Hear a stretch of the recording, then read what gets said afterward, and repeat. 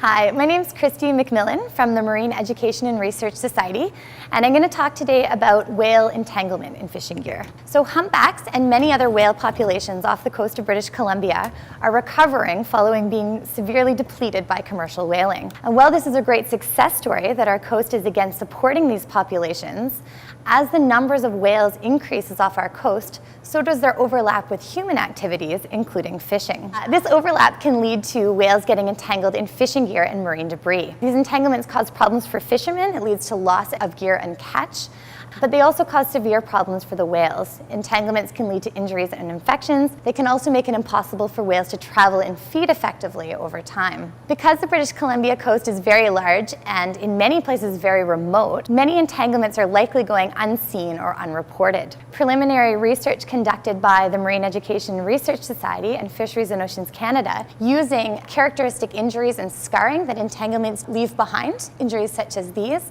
have found that around half of the humpback whales off the coast of BC have survived a previous entanglement event. Now, we don't know how many whales get entangled but don't survive, but these results do show that entanglement is a widespread and serious problem off our coast.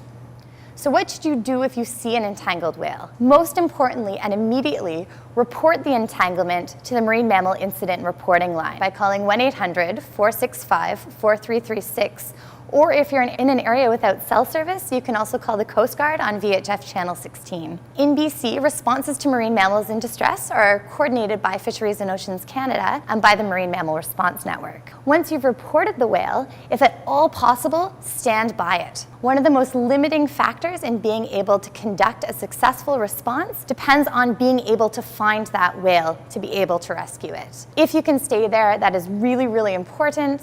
If you can also take videos or photographs of the whale and the entangling gear, but make sure to keep a safe distance. Not only is there a lot of gear in the water that you could also get entangled in, but you also want to maintain a distance that does not further stress out the whale. Never ever try to intervene and remove the gear on your own.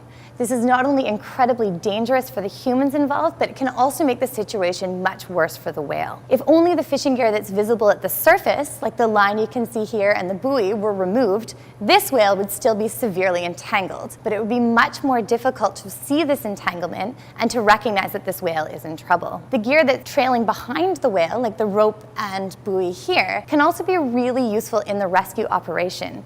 Trained responders can use this line to attach buoys that will allow them to better approach and assess the whale and remove all of the entangling gear. And this line can also be used to attach a tracking tag.